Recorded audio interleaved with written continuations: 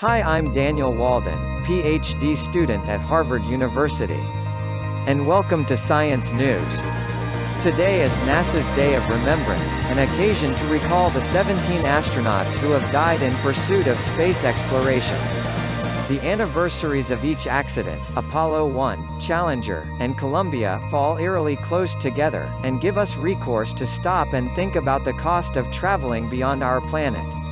On January 27, 1967, the Apollo 1 crew was killed when a fire broke out in the command module during a routine pre-launch test.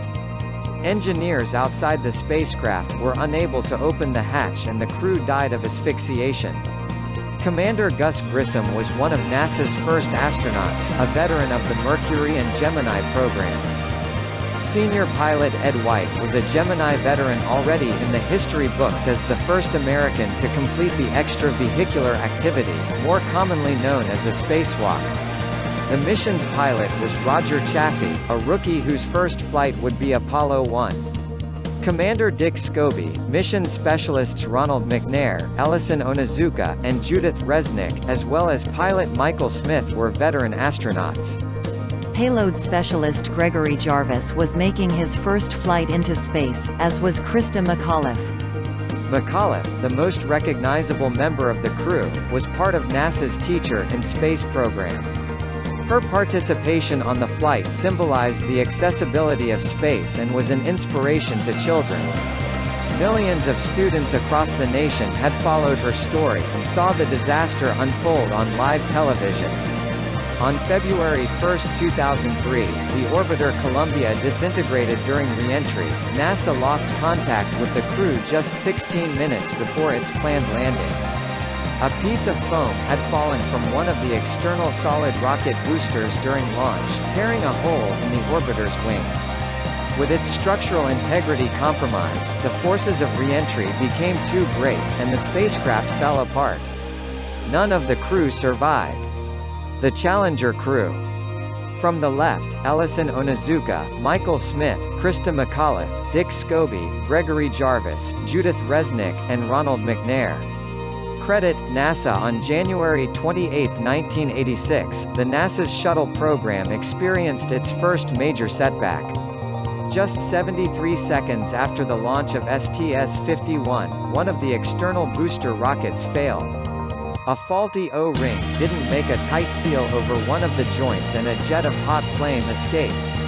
This breached the external fuel tank, allowing the liquid hydrogen and liquid oxygen it contained to come into contact. The fuel ignited and the tank exploded. The force ripped the Challenger orbiter apart, killing the crew of 7. Commander Rick Husband was a veteran astronaut, as were mission specialists Kalpana K.C., Chawla and Michael Anderson.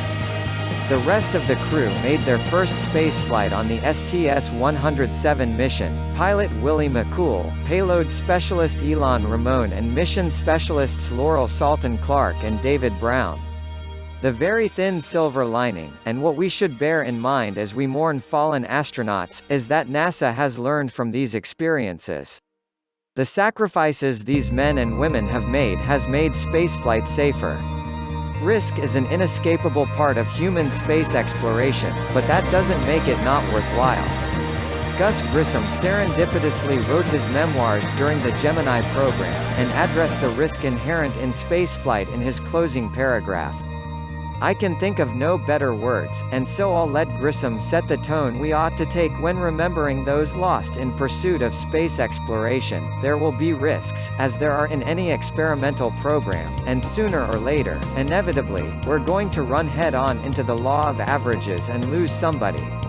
I hope this never happens, but if it does, I hope the American people won't feel it's too high a price to pay for our space program. Thanks for watching this video. For more videos, please subscribe to Science News. For more details, please visit widelyexplored.com.